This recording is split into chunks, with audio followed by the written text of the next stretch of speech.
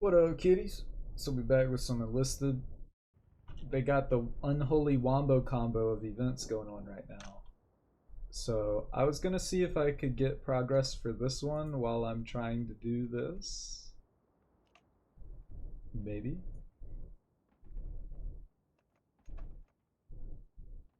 That could be interesting. Also, will it let me? Oh, I can't go back and look at this while it's happening. So this is every day, not every 2 days. Hmm. All right.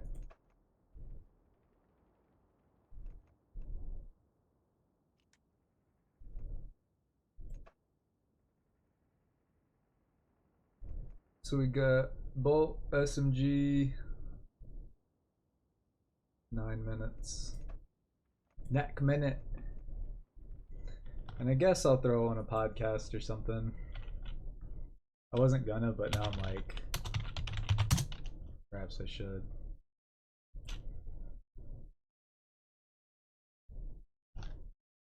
Oh, and I don't have any water. What a fool. Oh, here's a cool one. Our financial predicament from a systems perspective with Lynn Alden.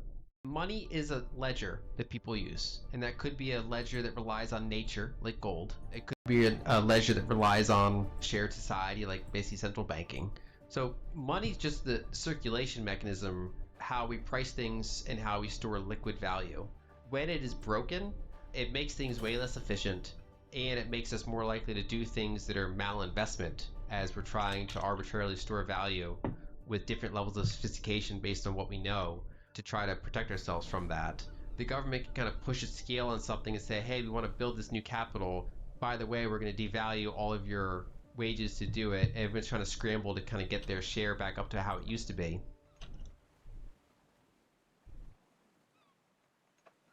Today, I'm pleased to welcome back to the podcast investor and best-selling author Lynn Alden to provide an update on the monetary situation of the United States and the world. Lynn is an independent analyst and founder of Lynn Alden Investment Strategy. She also serves as an independent director on the board of Swan.com and as a general partner at the venture capital firm Ego Death Capital. Lynn is the author of the 2023 best-selling book, Broken Money, about the past, present, and future of money through the lens of technology. In this episode, Lynn and I explore a broad range of topics, including fiscal dominance, the historical context of economic downturns, the role of energy in shaping financial systems, the significance of cryptocurrencies, and ultimately the importance of understanding these dynamics to navigate future economic challenges and better prepare for the future. I invited Lynn back because she is so articulate and uniquely high signal to noise on explaining the relevant aspects of the centrality of money to our lives and futures. Yes, energy and ecosystems are critically important, but money is currently steering the train. Before we begin, if you enjoy this podcast, one of the biggest ways you can support us is by subscribing to it on your favorite platform and sharing this episode with someone who might also learn from it and enjoy it. That guy's stealing my We fucking believe in spawns. making this content free and accessible to as many people as possible and appreciate your support. With that, please welcome Lynn Alden. Lynn Alden, welcome back to the show. Thanks for having me back. Happy to be here. I don't often re-invite finance experts to the show. I mean, we are taking a wide boundary view of the human predicament. I know that finance is an important layer that is a leveraged risk on top of the rest of society. But the reason I invite you back, you're one of the few newsletter subscriptions I have that explains what's going on, because you are also very good at explaining complex waterworks of financial machinery to lay people. Damn. And you understand the importance of energy to our economies. And though I don't know you well, I think you are a deeply pro-social person that cares beyond yourself about the greater good, even though your focus is on money. So, welcome back. Thank you for having me, and I appreciate that. And my initial background is engineering, and so even when I look at finance, I'm always kind of doing so through a systems engineering lens, and I think that comes out in multiple ways, and it's kind of the curveball that I throw. So I'm not sure I have the record of being a finance person that comes back. Maybe the engineer in me is the one coming back. That makes sense. Okay, so this conversation could go lots of different ways because there are lots of things happening in the finance and energy world.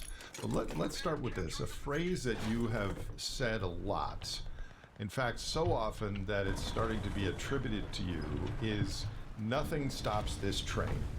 So let's start there.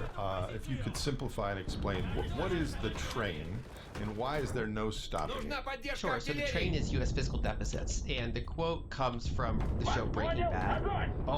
And later in the show, basically, for those, I don't want to spoil it too much, it's still the show now, though, but basically Walter White, the main character, he has cancer, so he gets into, he uses his chemistry teaching background to do nefarious things and earn money that way. And eventually he cures the cancer, but he can't stop. He's too invested in what he's doing, the power that it gives him, and all that. And so his things start to get heated, and his colleagues say, we should lay low, we should pause for a bit, we should turn things down. And he says, no, nothing stops his train. And basically he wants to just full go, keep accelerating, no slowing down. And so I often use that kind of that funny moment. It's a really kind of like cinematic moment where he says it. He's like putting on his hat, and it's a whole Holy scene. shit. And I often use that to refer to U.S. fiscal deficits, which is to say, there's a lot of talk about how to reduce the deficits. If their current size is too big, what are the impacts? Who are the winners and losers from them? And when I was on your show last time, we talked partially about fiscal dominance. So the idea that fiscal policy is a lot more powerful right now on the economy and capital markets than monetary policy is.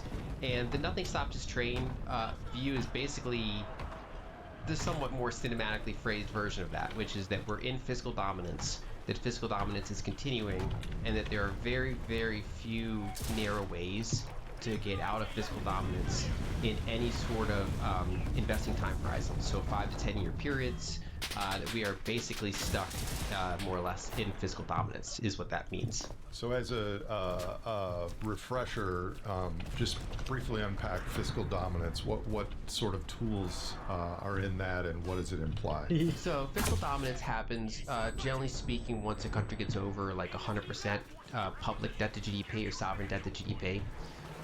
And especially when combined with some sort of demographics or other things that give them structural fiscal deficits. And the reason that the debt mode matters is because any sort of meaningful interest expense on the debt further blows out their fiscal deficit and makes that rather unsustainable. And so when you have lowered public debt to GDP and a central bank says, hey, look, there's inflation, they will try to raise interest rates. And they'll slow down bank lending most of the time, and they will generally contribute to higher fiscal deficits because the interest expense will go up on them as well.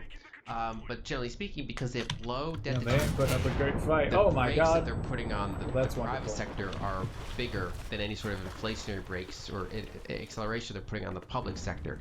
The problem is when you get over 100% or 120% debt to GDP, when the central bank raises rates, they actually blow out the fiscal deficit bigger than the reduction they do for bank lending. So they don't really slow down the amount of total credit in the system anymore. And if it gets bad enough, they could potentially accelerate total credit while trying to slow it down. It's just a different type of credit. Another way to put it is if you add up all net new bank loans in a given year, and then you add all net new corporate bond issuance in a given year, and you look at that kind of private sector debt level. You could also add private credit, but that's more opaque, but it's generally small compared to those other two. But if you add all that together, the U.S. fiscal deficit is about that size or larger. And whereas for most of the past 70 years, outside of kind of brief recessionary periods, private sector credit creation was bigger than public sector. But in fiscal dominance, public sector is bigger. And so it's a different type of regime for where money's coming from, where the net kind of credit formation is happening.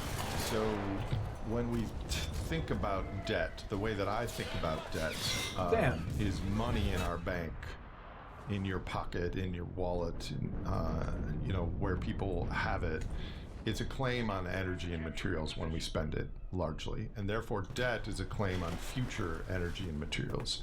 So when we add up all the debt, the U.S. government has a large chunk of debt, which you were just referring to.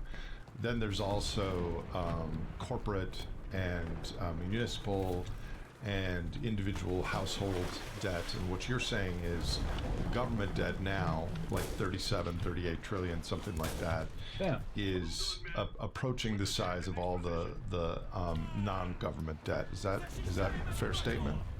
That's fair, but more specifically, I was referring to how much new is created per year.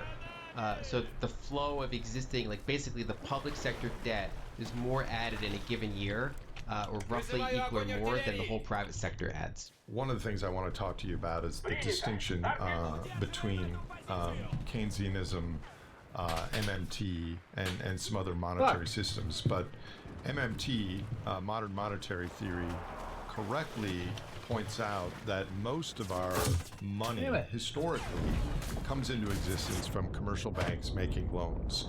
It used to be 30 or 40 years ago that 95% of our money came into existence that way. But what's happening as we spend more because we need to prop up social systems and the military and everything else, that amount isn't enough, so the government has to make up for the difference and borrows money into existence. And so what you're saying now is every year it's no longer 95% from commercial banks, it's more like 50-50. Yes, it's a very big chunk. And this was the case back in, say, the 30s and 40s, the 1930s and 40s. That was the last time the U.S. was in fiscal dominance, and most of the Western, most of the developed world was in it. And then since then, we've been primarily in monetary dominance, which to your point, basically most broad money is being created by fractional reserve banking, making loans. And supported by the central bank. They will increase the base layer, provide liquidity whenever there's sort of a contraction in that process. But generally speaking, they're kind of operating through the commercial banks. And then ever really since the global financial crisis, and then especially ever since COVID, that kind of 1-2 punch, it looked a lot like the 1930s and 40s again. So the whole 2010 period had a lot of similarities to the 1930s in terms of what was happening on our financial plumbing system, kind of that shift from private sector debt to public sector debt and deficits.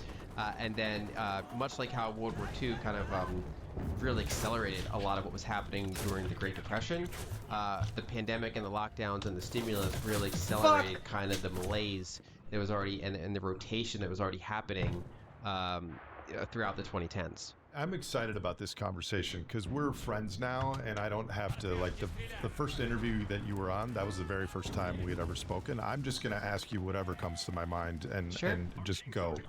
What caused the Great Depression, and how is our situation today similar to the late 1920s from all the things you were just referring to?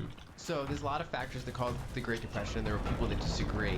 One of the things I point out a lot, and I pointed this out in Broken Money, my book, and this is the angle that I don't see discussed very often, is that from roughly the second half of the 1800s and then going into the early 1900s, humans invented telecommunication systems, and then they spread them across the Atlantic, across Europe and the United States.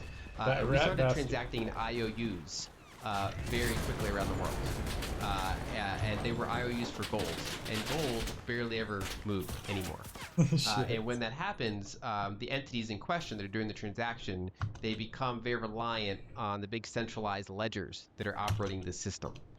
These were kind of monopoly powers: the banking system, the telco system, the governments that operate both. This was a very centralized set of ledgers and technology. And one of my favorite books from the era was Jevons, the same Jevons of the Paradox, but he did a whole study on money called Money and the Mechanism of Exchange. He was talking about details of coinage and details of banking, and he was pointing out that basically every friction in finance was being solved by another layer of centralization. So if I want to send money to you, it's really easy if we both have an account at the same bank. We can just say debit me and credit you. That's been going on since bankers in Venice and before.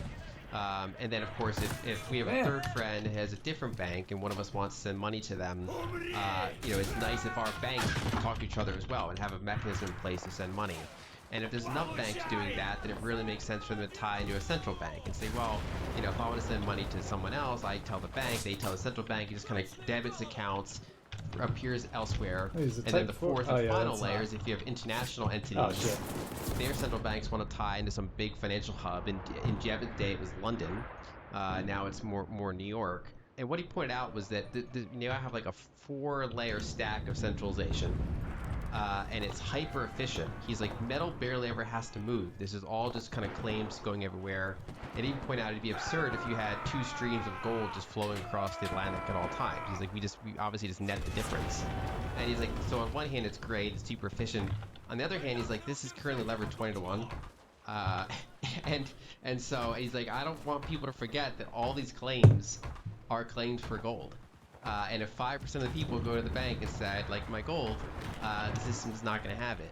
So now the parallel is not only are these massive U.S. and global financial claims on gold or something physical, but also on energy and materials, which wasn't quite a constraint back 80 years ago.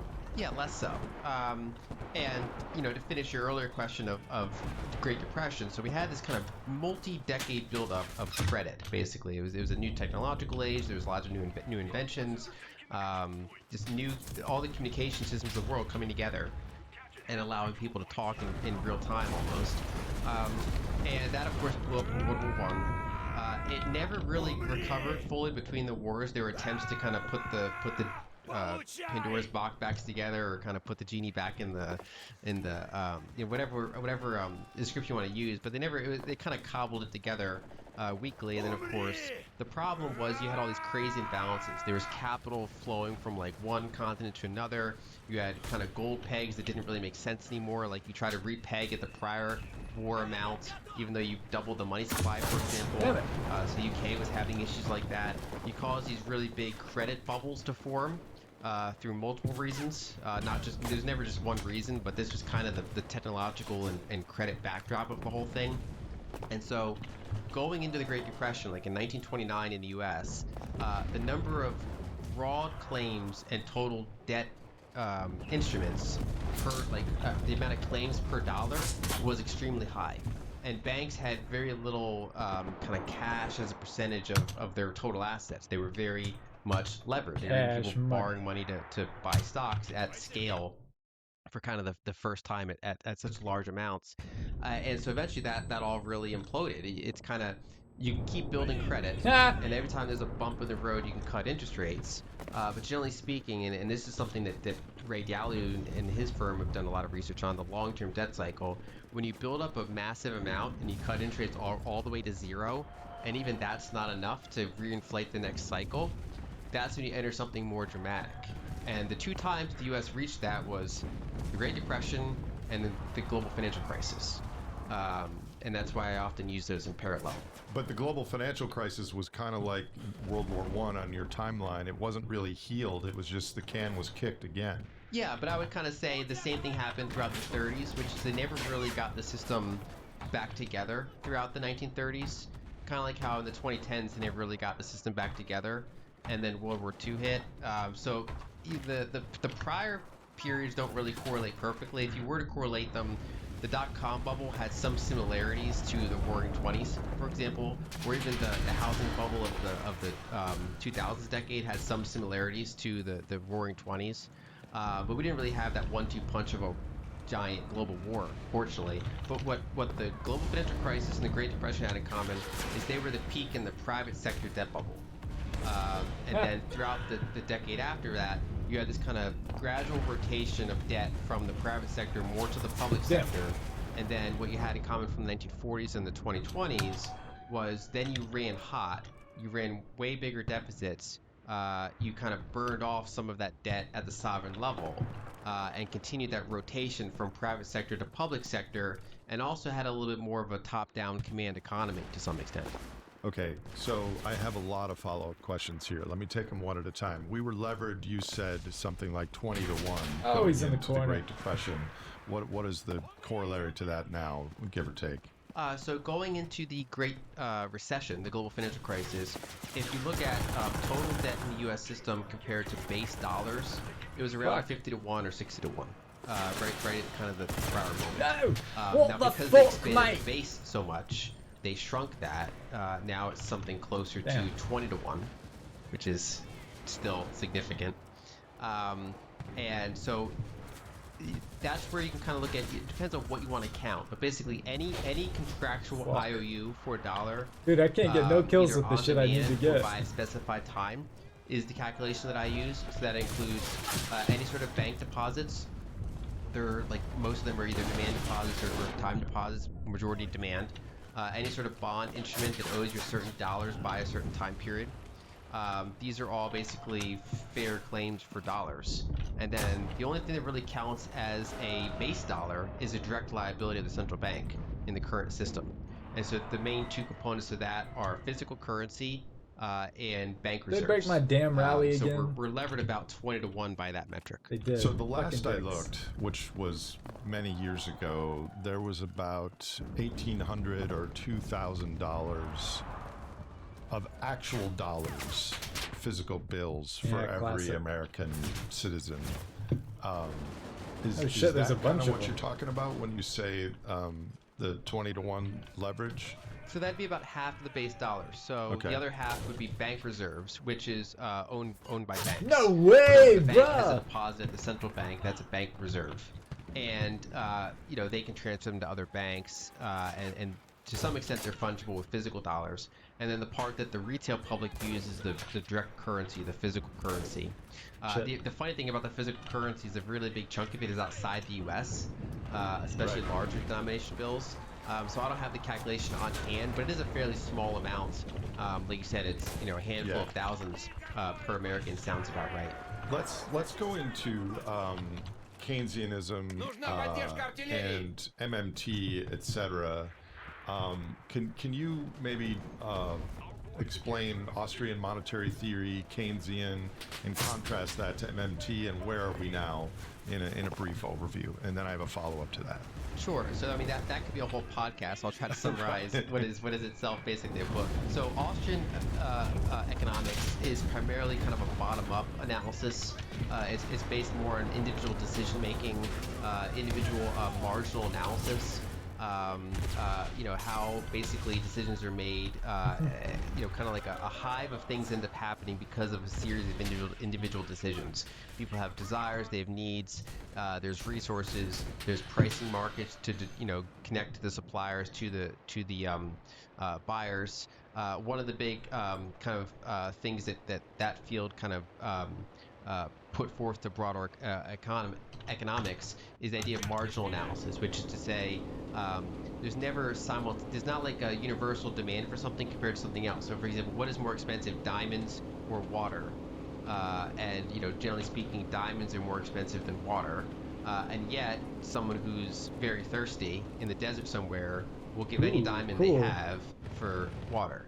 So basically, the marginal price you pay for a liter of water a day is your entire net worth.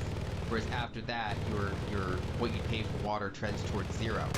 And so it kind of shows that there's no necessarily one price for anything or one objective intrinsic comparison of something else. It's basically whether or not something meets your need at that time and Come on, you place. son of a bitch. And so it's kind of based on that bottom-up analysis. Keynesian, that approach was kind of the No idea way. that they observed that there's What the hell was credit that thing? cycles in the economy. Is that a real person? And they propose that the government can provide a fuck? counter-cyclical force to those credit Alright. cycles, and that if you do that properly, you could smooth them out and therefore reduce the damage. Where the Keynesians and the Austrians would generally disagree is that the Austrians would say that the whole project of central banking and raising and lowering interest rates and stuff like that is contributing to the severity of those private sector credit, waves happening in the first place, and that therefore trying to put out the fire often starts the next fire. And then there's also the observation that, generally speaking, if you ask Keynes what should they do with deficits and surpluses, he would say run deficits during recessions and run surpluses during good times, whereas in practice they're always running deficits and just of different sizes. So that's kind of that Keynesian versus Austrian debate. MMT enters the picture with it's kind of like post-Keynesian in the sense that all of the current system, all of our current financial system, the majority of it still runs almost like legally as though it's on gold, even though it's not. Which is to say, for example, if the government wants to spend, they have to borrow. MMT kind of looks at this and says, this is all fiat now. You could technically just spend. You don't even have to issue bonds to spend. You could just print money. And of course, they would then say, well, if you print too much money and do something crazy with it, then you're just going to cause inflation. But if you print money and do something productive with it, like build a bunch of nuclear power plants or semiconductor factories, or whatever the case may be, you are shitting me. Then you'll have more I can't have nothing, supply bro. of goods and services offsetting the increase 11 of the money kills, supply. that's crazy. Therefore, you might not get price inflation. So they generally advocate for kind of acknowledging that our system is not really based on gold anymore. No way! A and arty removing strike! some of the constraints around Random that. ass kills, Whereas bruh. those that would push back on them, whether they're Keynesians or Austrians, would say, well, kind of the fact that the system is still kind of based on gold is what kind of keeps it on the rails, because there's still multiple levers that have to happen for spending to happen, even though it's all ultimately just a paper ledger. So you are claiming that... Oh my gosh. No way. On the surface, our system is no longer tethered to gold, but in an indirect, de facto way, it kind of is. Exactly. And there's, What? there's They're a right whole there, interesting bro. set there, because a lot of people point to 1971 as Fuck the off, moment where we were dude. no What longer tethered the to gold. fuck? And I would say there's a couple That must be aspects that to One guy. is even before Nope, that it's time, the Konziger. system was gradually less tethered to gold, Shit. even while we were still officially tethered to gold. And so, for example, from the Great Depression all the way up through 1971, banks, they couldn't redeem dollars for gold, for example. Only foreign official creditors could. We kind of gradually decoupled what the dollar is from gold. And importantly, we decoupled all the lending decisions from banks from ever, touching gold. There are so many abstractions between them, and that was all pre-1971. So 1971 just kind of made it official. And then after 1971, even though we're no longer tethered to gold at any sort of base level, many of those higher level systems are still kind of based on the premise that there's some scarcity to the dollar. And that's true for generally fiat currencies in general, and any sort of one with a reasonable division of powers, and central banks to some degree of independence tends to operate a system that's more constrained than it might otherwise be. So here's my view. I think the financial system is indirectly tethered to gold, like you say, but the economic system in the United States and globally, and this is one of my disagreements with MMT, is tethered to energy and ecosystem functioning. So MMT correctly shows that there's a double ledger, that an asset and a liability come into existence when money is created, when there's a loan made at a commercial bank. Oh man, I'm getting... There's a third and a fourth ledger as well. There's a claim on energy, and that new energy materials that comes into the economy from that money being spent is also a claim on nature and our ecosystems. So globally and in the US, when we create more money, either from fiscal dominance or from conventional monetary creation, all of this is a claim on energy. And right now, and this may change with AI and electricity becoming a little bit more dominant than it was, but right now, oil still makes the world go round. And in our country, the Permian is on its last legs of growth, and I don't know where we go after that. We go north to some of the shale plays in Alberta. So bring in energy and AI if you like. What are your current thoughts on how that fits into your no stopping the train? It's funny because some people ask me, could All right, so it looks like it tracks for both. That's pretty cool. You lit. I think we'll do one more, and then I will take a break. Probably.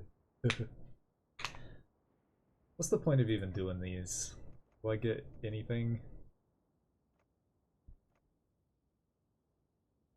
Up to 12. Huh. Alright. We might make it there, maybe not. Probably not. Anyway, I'll be right back.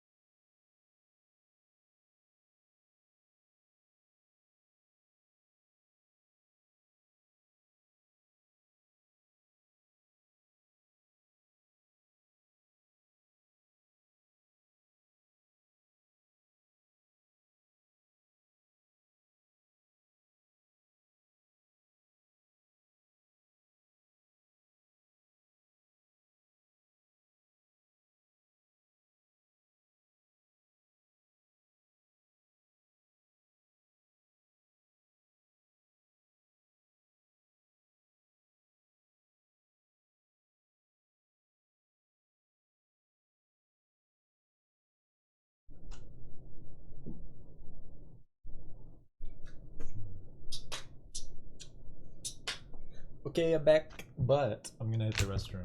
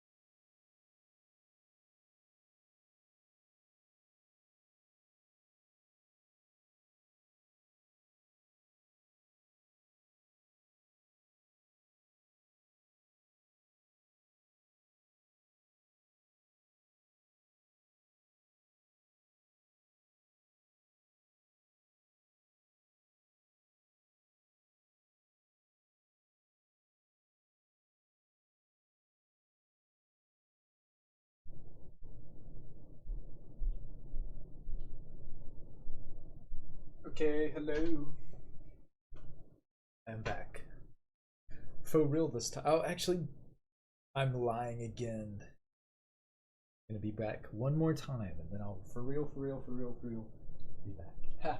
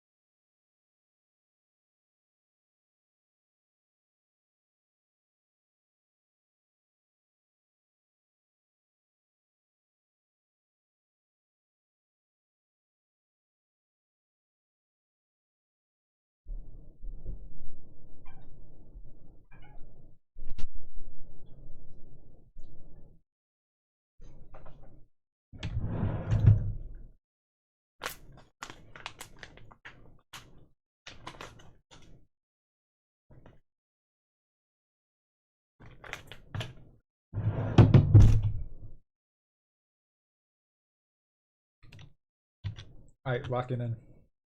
Physical constraints stop the train. Could they put a lid on fiscal deficits? So either energy restrictions or demographic restrictions or anything else. The kind of the weird outcome, the unintuitive outcome, is that limits like that tend to accelerate the train because the train is nominal, at least the way I refer to it as.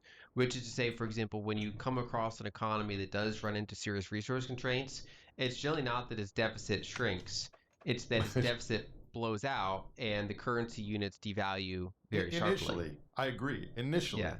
the train, you patch the turbo boost on the train in response to resource constraints, Yeah. but then there's a hangover after that. We'll get to that later. But keep going. Yeah, and so basically, one of the problems that we're facing now in the U.S. And where the reason we have structural fiscal deficits now more so than before, one is the accumulation of debt on the public ledger, which is for the most part interest bearing, and then there's demographics. So basically, the baby boomer generation. A lot of the things that happen is based on their life cycle. So, for example, the reason there was so much bank lending in the 70s and 80s is because that's when the baby boomers were entering their home buying years, their first homes, and that's kind of the peak credit formation. And then now, as that very large generation enters their retirement years, they're tapping into Social Security, they're tapping into Medicare, and so the government, was previously running, say, a surplus in Social Security. Now they're running a deficit in Social Security, and so that is getting spent back out into the economy. And so that's now on some of those future liabilities that people often talk about of the public sector.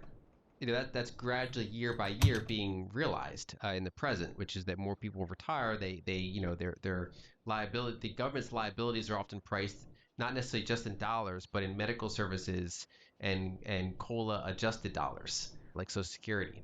And so that's pouring out to the aging demographic. And so these are the structural things that are going out. And to your point, these are all claims on real things. People generally expect that if they hold bonds, they're going to retain their purchasing power.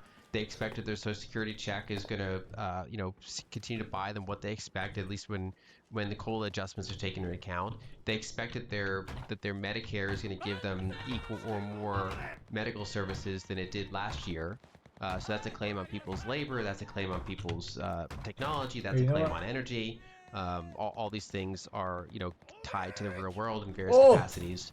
And so basically, the U.S. has all these promises that are the very next two entrenched battles. politically to pay out over the Fuck next it. 5, 10, 20 years. And the ratio of retirees to workers has significantly changed with a slowing population growth, because a lot of these systems were designed with the idea that every generation is going to be bigger than the prior generation. So just kind of infinite population growth. So as you kind of potentially reach, max population and slow down. Well, not only population, but GDP, infinite GDP growth. Yeah, yeah, Yeah. population and similar kind of or growing resources per person. And so as you kind of Oh, run past that, you isn't start that to get funny? issues. And generally speaking, when a sovereign gets very indebted like this, it defaults one way or another. If it's an emerging market and it's owed in currencies they can't print, they're more likely to default nominally. They restructure it, is a polite term. That's funny. And if it's a developed country where the liabilities are in their own ledger, they generally default through purchasing power. And so, for example, over the past 5 years, it was one of the worst periods ever for. It's funny that they make you get a penalty for leaving, but don't let you vote about what game mode you would prefer to actually play. Pretty funny. But whatever. For bonds. Of course, every treasury holder got paid back every dollar they're owed, but they can buy back less of almost anything that they could compared to 5 years ago. So that's consumer goods, that's services, but then that's also financial assets, stocks, gold, Bitcoin, energy. Most things out there. So bonds, someone paid $1,000 for a bond and got. Oops. But they can buy back.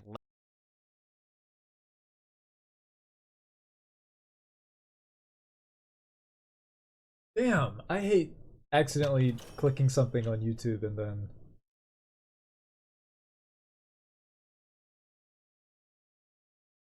you never find the thing you were looking at again.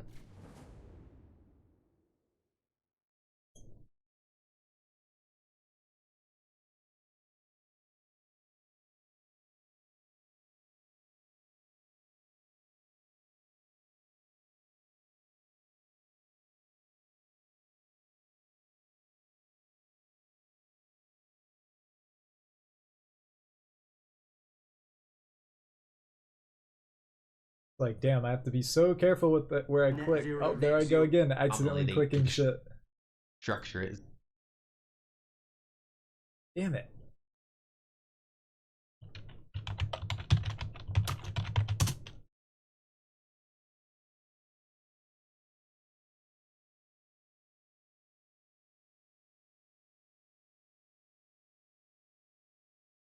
Or growing resources per person.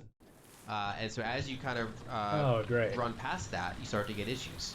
And generally speaking, Why would it spawn me when in a this? sovereign gets very indebted like this, it defaults one way or another. If it's an emerging market and it's owed in currencies they can't print, they're more likely to just default nominally. They structure it, it's a polite term. And if it's a developed country where the liabilities are in their own ledger, they generally default through purchasing power. And so, for example, over the past 5 years, it was, one of the worst periods ever for bonds. Of course, every treasury holder got paid back every dollar they're owed, but they can buy back less of almost anything that they could compared to 5 years ago. So that's consumer goods, that's services, but then that's also financial assets, Okay. stocks, gold, Bitcoin, energy, most things out there. So bonds, someone paid $1,000 for a bond and got 3, 4, 5% interest, $30, $40, $50 a year on that $1,000, and they got their $1,000 back. But what you're saying is, when they got that $1,000 back, it had devalued compared to everything else. Exactly. They can buy less hospital services. They can buy less childcare services. They can buy less gold. They can buy less equity in the best businesses in the world. They can buy less Bitcoin. They can buy everything other than maybe electronics and a couple other things. They've been devalued relative to. And so you labeled that as kind of an invisible devaluation? Yes, and that's the same thing how we got out of the 1940s. That was the last time we had this much public debt to GDP. And it was that back then it was a combination of growth and inflation. So we did have very strong demographics back then. We did have very strong real growth during and after the war. But it was combined with significant currency devaluation. So they did yield curve control, during the 40s and early 50s, where at one point we peaked at 19% inflation, but they still held yields hard at 2.5%, even on the long end of the curve. I didn't know that. And how did they do that? By buying bonds like the Bank of Japan did? Yes, the Fed increased their total bond holdings by about tenfold from 1942 to 1945. And they peg each part of the yield curve. So the front of the curve they pegged to say a third of 1%. The back end of the yield curve they pegged at 2.5%. So that they had this artificial, moderately steep yield curve. Goodbye. And they basically have to open bid to buy any bond that tries to go over that yield. I hate these maps. So to be clear, They're we so had bad for what massive I'm trying to inflation find. during that time. So in a free market, bonds would have gone to 20, 25% yields. Oh, damn it. But clearly that would have completely crushed the economy, let alone a war economy. So the government's like, we can't let that happen. So the central bank stepped in and capped the interest rate that was on the bonds. This has also been happening in Japan. Do you see this happening ahead in the United States? I do. There are softer ways to do it, so it's not always as explicit. For example, if they hold the front end of the curve lower, at a certain steepness of the yield curve, it can entice borrowers to come in and buy the long end just because they're getting such a better deal compared to the short end. And there's certain entities that kind of have to own some of the paper, like banks, insurance companies, things like that. Also, QE, just kind of printing money to take some of the supply off the market, potentially helps keep a cap on yields. For example, when the UK was having their gilt crisis in 2022, their yields were blowing out and causing kind of a recursive situation because of the leverage. The Bank of England, and at that point they had something like 10% official inflation. The Bank of England actually canceled a speech around balance sheet reduction and went out to do basically emergency QE to buy UK sovereign bonds to put out that fire, help get yields back down. Now they eventually went back to balance sheet reduction once the fire and the leverage and all that kind of recursive situation was behind them. But basically the short answer of all that is there are softer ways to do yield curve control. They're not so explicit. During 2020, so during the peak of the whole kind of equity crashing and all that, the Fed minutes, they openly discussed the possibility of doing yield curve control should they have to. and they ended up not pulling that lever. But that is absolutely something. That's kind of their break the glass strategy, you could say. Okay, so the way I see it, just in this still narrow boundary of looking at the financial U.S. economy, and we'll expand a little bit later beyond that. The way I see it is the only potential realistic way out of fiscal dominance is to let the economy run hot, as you say, and grow at higher rates than the interest rates that we pay on debt. So running real GDP of something like 7% with current funding rates of 3 or 4%, that could theoretically bring debt to GDP down to 70 or 80% or something like that. There we go. So is that possible? For how long? And what then? So I would say that's possible. Now, there's still the cost that if that happens, if they run it hot playbook, it's still generally the case that you want to own almost anything other than bonds, because you're still running a hot nominal environment. There's still a lot of money supply growth. That will generally find its way to the scarcest assets, best equities, gold, Bitcoin, waterfront properties, fine art. It'll kind of go in there, and anything that we're really productive in, that we're making more of, it could be semiconductors, it could be electronics, it could be if AI, for example, is making certain white collar services more abundant and affordable than they used to be. Maybe bonds and cash are kind of holding up relative to some of the things that we're getting way better at, but it's still rapidly devaluing compared to whatever is truly scarce, which outside of certain production cycles will absolutely, for example, include energy over the longer run.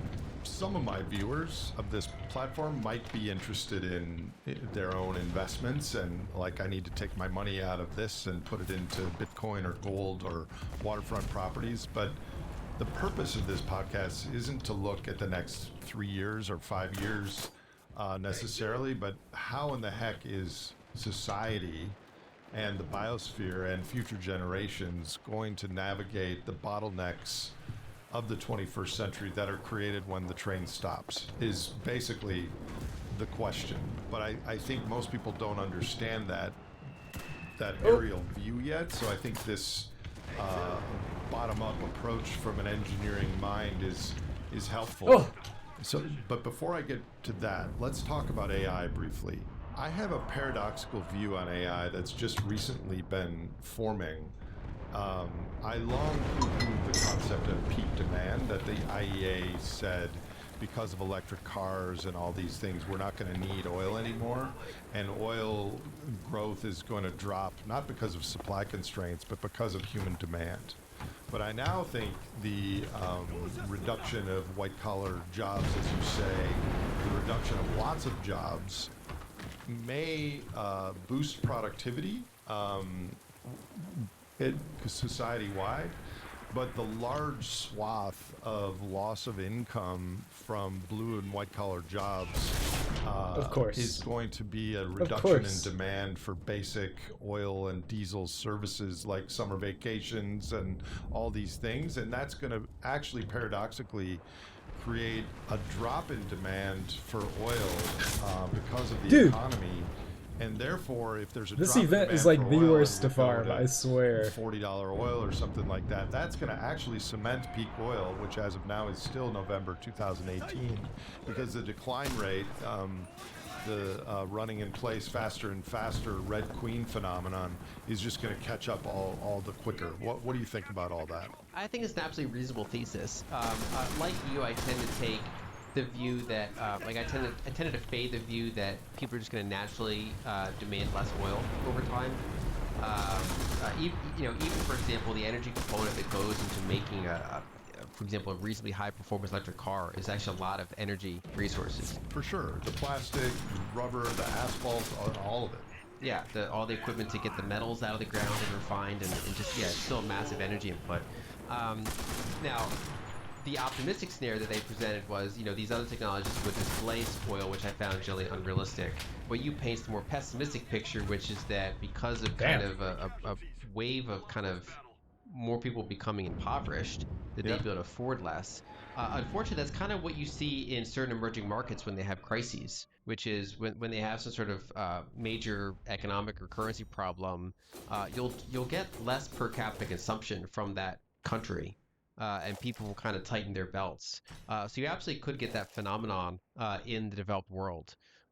It would, it's hard for me to kind of guess how sustained that would be because there probably would be some sort of really severe political pushback against that. Well, it almost would have to be accompanied by some form of universal basic income or some regressive support. Otherwise, there would be a revolution. Which potentially then reaccelerates the demand side. I mean, part of the Yeah. fiscal dominance kind of theme right now is that with Social Security and Medicare, we are subsidizing demand for certain things. So we're subsidizing, Wait. that generation's retirement now that after them prior working. Um, Now, before AI, it would argue that there were fewer workers supporting those retirees. Now, with AI, you potentially have kind of ironically more workers in some capacity. Um, but yeah, anytime you have a situation where people are poorer, they're going to consume less resources. But then if you do subsidize them and get them back up to their prior consumption levels, then you kind of reinflate that demand. So as long as the materials are not that expensive, I generally think that that's what most governments will err toward. Like if they find $40 oil, they're more likely to say, let's pass a multi-trillion-dollar package to re-accelerate some of that. No stopping that train either. I think it's very hard to stop, I would say. Yeah.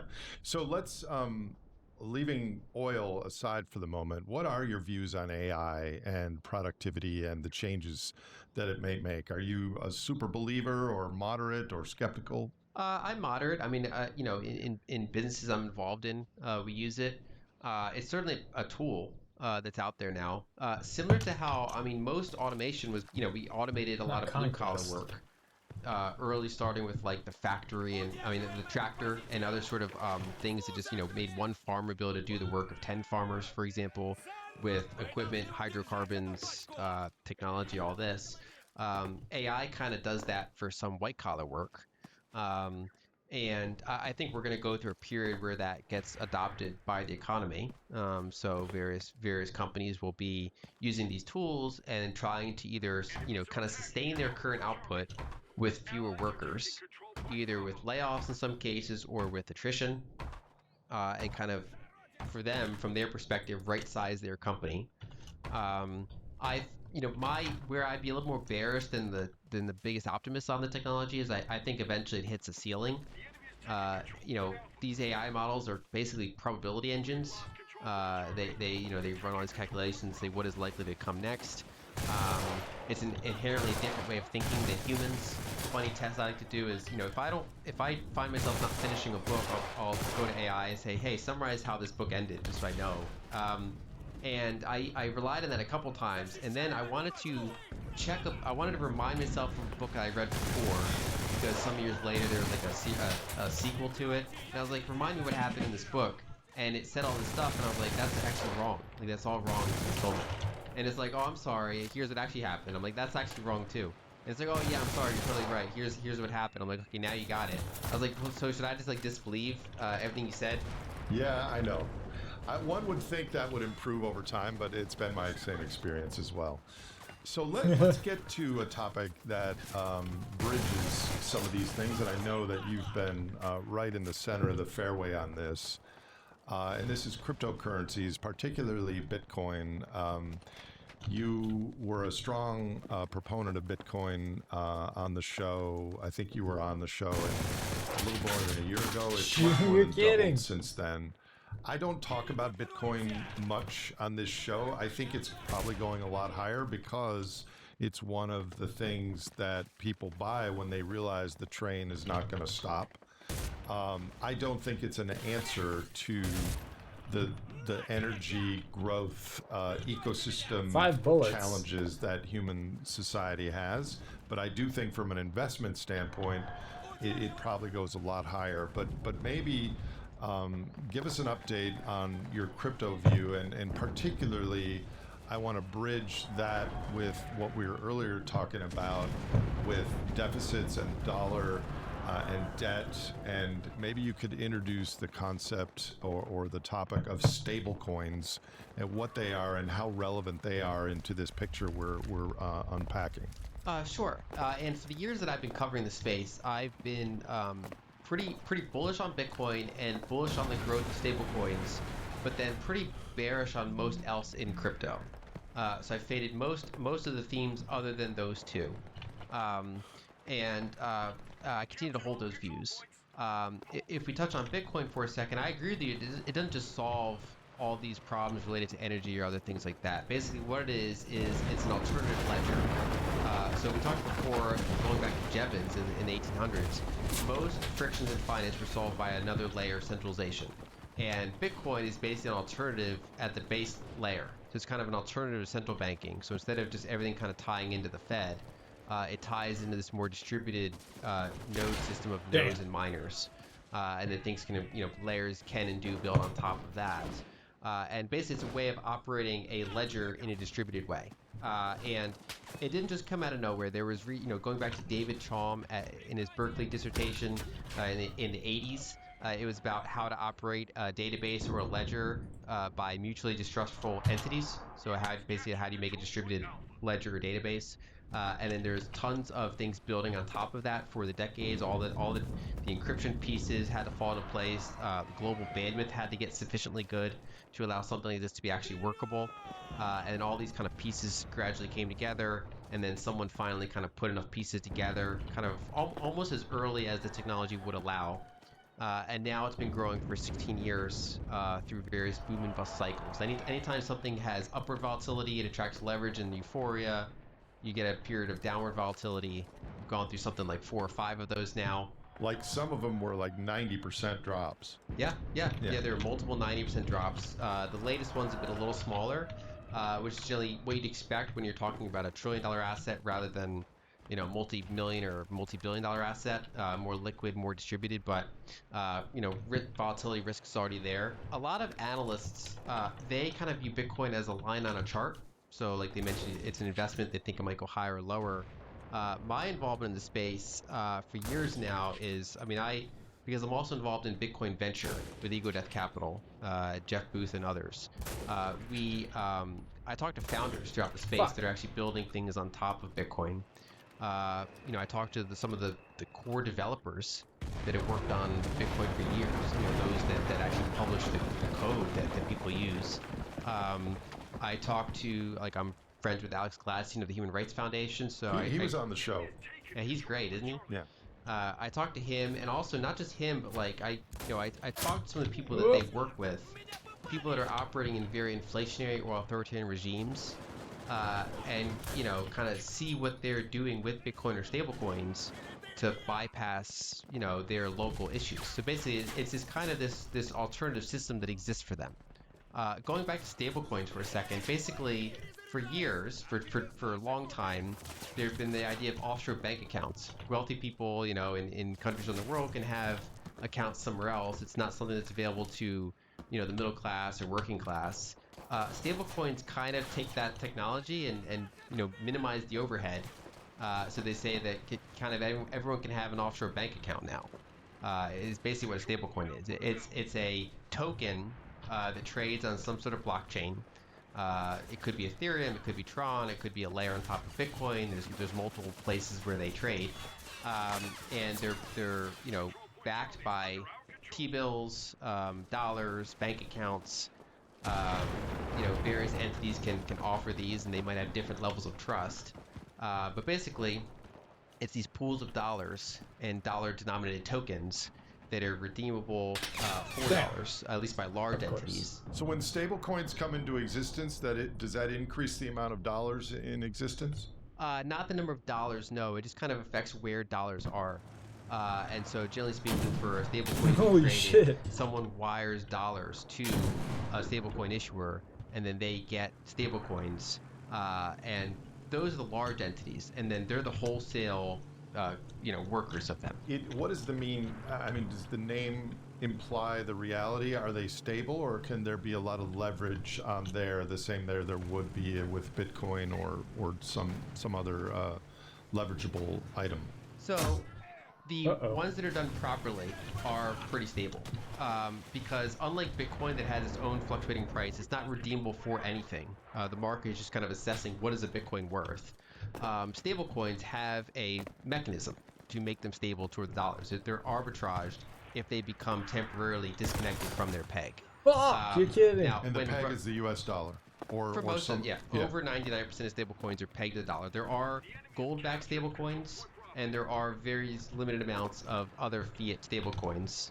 Basically, anything you're pegging with, which is mostly dollars. In the past, especially when they were young, I mean, stable coins were invented in like 2014.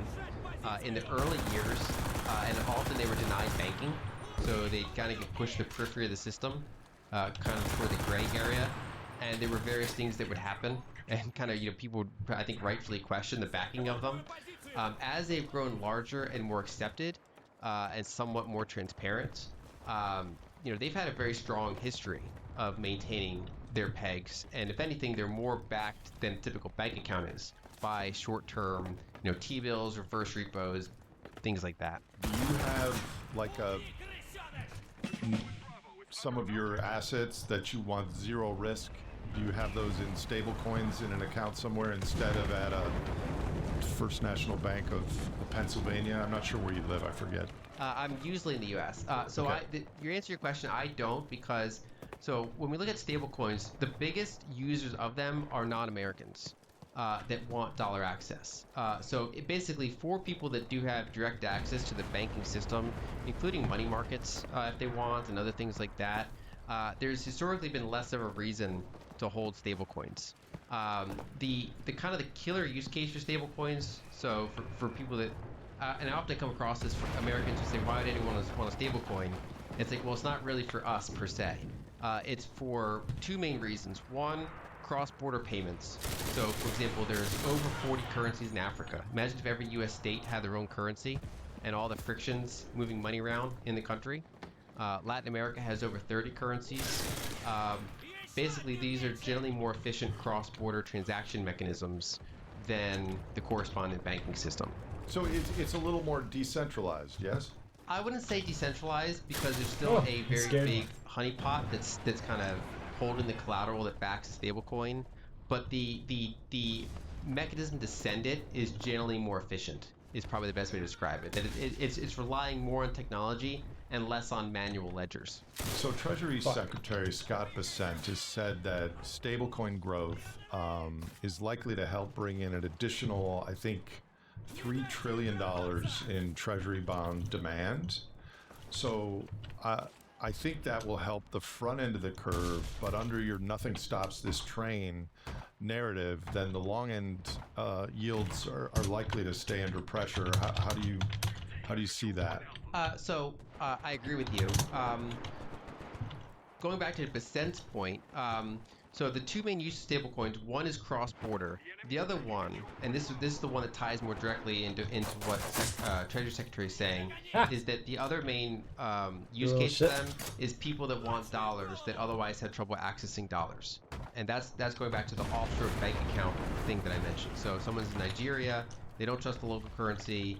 Maybe they do like gold and Bitcoin, but they also want something lower volatility for the next month or 3 months, and they want dollars. Stable coins are an efficient way to do that. Like, for example, right now on this call, I could hold up a QR code. I'm stupid.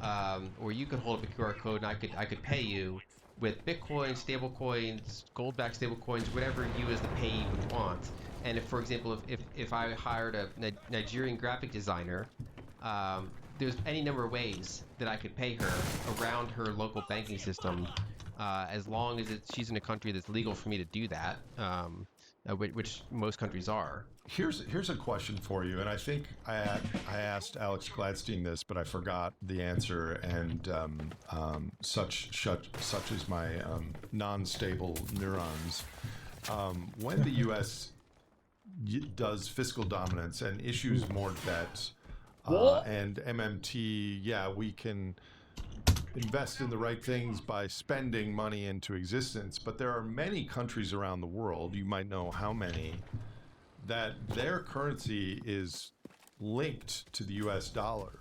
So when we spend money into existence to help the US economy with services and other things, Damn. those benefits don't get in the other countries, but the declining, devaluating currency does. So what are your thoughts on that? So that's absolutely true. It's tricky because we're touching on kind of a couple things in rapid succession here. So I guess to tie some of this together, basically any country that's running a deficit wants buyers of its bonds to try to limit how much devaluation is happening. Back to the Treasury Secretary's point, right now across the world, there's generally less either interest or other reasons. At the sovereign level, there's less interest in holding dollar assets, so treasuries in particular. There's been an uptick in these entities wanting to hold gold, for example. Generally speaking, from the bottom-up level, there's been no such de-dollarization. So, for example, in the streets of Cairo, people still want dollars as much as they did before. And so when you're Scott Bessent, and you say, well, there's all this demand for dollars. Maybe their governments are trying to de-dollarize, but the people want dollars because of the network effects and liquidity and the branding of the dollar. Stable coins are a way to make it easier for them to get their hands on dollars, which around the margins can support the value of the dollar. That's kind of the way that they're looking at them, is all these mechanisms to get dollars out there. Now, when we go to the topic of debasement, what a problem. I need to stop pushing so violently. Your bonds and by wanting to hold your currency as kind of the global reserve currency is generally pretty good at doing, there's still winners and losers from the system. Generally speaking, anyone who's not on the receiving side of the deficits is kind of paying for it with their debasement, and that could be people within the country, or that can be people outside of the country that are using that dollar as savings. And to your prior point, like this podcast is not necessarily just meant toward investing in any sort of significant way. But the other factor that often gets overlooked in all these discussions is that anyone's wage that's denominated in a currency, basically every contract that's denominated in that currency gets affected by printing decisions. And so if the government kind of puts its thumb in one direction, and they try to harden their currency, they'll that's benefit bad. some That's over real others. bad. And if they do the other direction where they rapidly weaken the currency, they'll benefit some over others. And that's all of those that are either earning their paycheck in currency, or those that are, say, smaller businesses that are selling goods and services for the currency. I'm going to flip in another direction. Sorry, it's just how my brain is today. So in the nothing stops this train scenario, for many people around the world, and especially in the United States, watching this podcast, that train runs over them in a way if they have all of their income denominated in dollars without any tether to these base ledgers that you're talking about. This is why it affects the average person, this very complex story that you're telling. Yes. And so if you're the rest of the world, generally speaking, you have an incentive to minimize your dollar exposure and get into assets that the U.S. government and the U.S. banking system are not, creating more rapidly. If you're holding a treasury that pays you 4%, but the number of dollars going up per year is 7%, you're getting your share of the network is getting diluted. Whereas, for example, if you're holding gold, you're not getting a yield on it, but the amount of gold's only growing by maybe 1% per year globally. So your dilution rate is generally less, and no one can just press a button and freeze it, for example. Okay, let me ask you this question, and I wonder if you've been asked this before, because I think about this. I clearly see and have seen for a long time the tea leaves that we are not going to voluntarily tighten our belts in the United States or in the world. Therefore, nothing stops this train.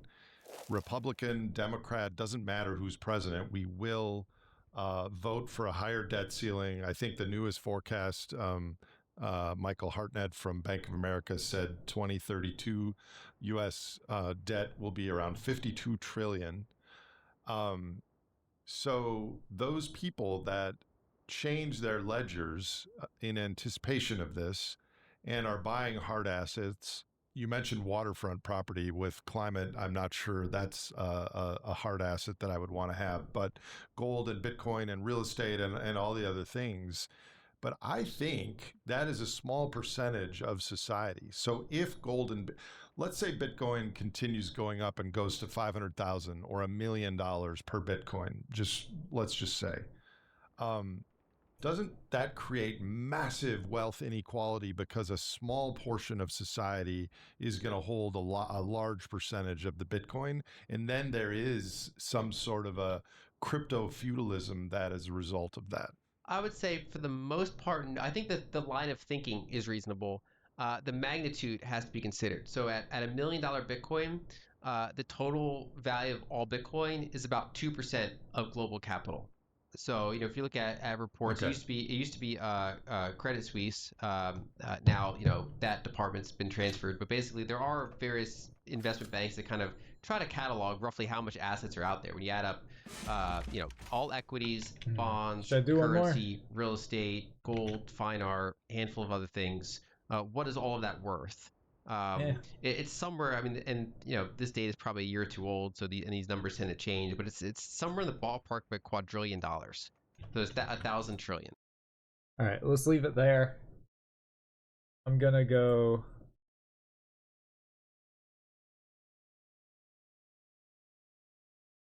Um,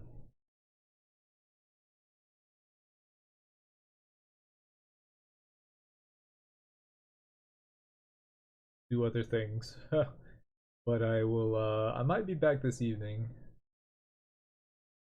It'd be cool. Alright.